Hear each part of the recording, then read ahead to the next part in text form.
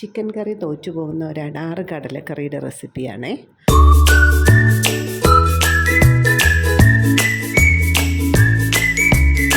അതിന് വേണ്ടിയിട്ട് ആദ്യം ഇഞ്ചി, പച്ചമുളക്, വെളുത്തുള്ളി ഇത് മൂന്ന് ഒരു മിക്സിയുടെ ജാറിലിട്ട് നല്ലവണ്ണം ഗ്രൈൻഡ് ചെയ്തെടുക്കുക. ഇനി നമുക്ക് സവാളയും തക്കാളിയും വേണം, അത് രണ്ടും കട്ട് ചെയ്ത് വെക്കുക. പിന്നെ നമ്മൾ ഗ്രൈൻഡ് ചെയ്ത ജിഞ്ചർ ഗാർലിക് പേസ്റ്റും കൂടെ എടുത്ത് വയ്ക്കുക. 2 ടേബിൾ സ്പൂൺ മതി, ബാക്കി നമുക്ക് ഫ്രിഡ്ജിൽ സൂക്ഷിച്ച് വയ്ക്കാം.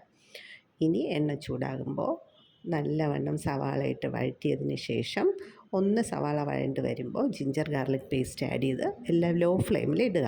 അടുത്ത അടുപ്പിലേക്ക് നമുക്ക് കടല വേവിക്കാൻ വയ്ക്കാം. ഞാനിവിടെ 1/4 കിലോ കടലയാണ് എടുത്തത്. കടലയോടൊപ്പം ഏലക്ക, പട്ട, ഗ്രാമ്പ്, ബേ ലീഫ്, ഉപ്പ് ഇത്രയും കൂടെ ഇട്ട് കടല നമുക്ക് വേവിക്കാം. കടല അവിടെ ഇരുന്ന് വേവട്ടെ. ഒരു 2-3 വിസിലടിക്കണം കേട്ടോ. ഇനി നമുക്ക് നല്ലവണ്ണം ഉള്ളി വഴണ്ട് വരുമ്പോൾ അതിൽ തക്കാളിയും കൂടെ ഇട്ട് നല്ലവണ്ണം വഴറ്റി അടച്ചു വയ്ക്കുക. ഇപ്പോൾ നമ്മുടെ കടല റെഡിയായി കഴിഞ്ഞു.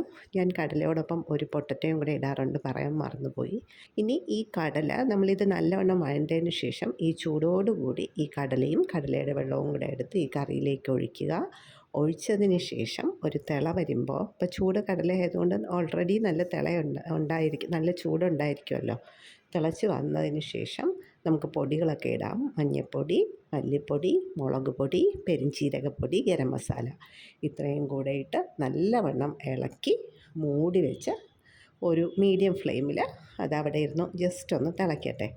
ഇവിടെ നമുക്ക് ബാക്കി വന്ന പൊട്ടറ്റോയും കടലയും ഇനി അടുത്ത ദിവസത്തേക്കുള്ളൊരു കറിയാകും, അതിനുവേണ്ടി മാറ്റി വയ്ക്കാം.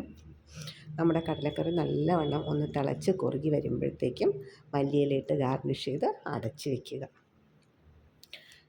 ചപ്പാത്തിക്കും പുട്ടിനും പെറോട്ടയ്ക്കും ഒക്കെ കഴിക്കാൻ പറ്റിയ അടിപൊളി കടലക്കറിയാണ്. നിങ്ങളെല്ലാവരും ട്രൈ ചെയ്യുക.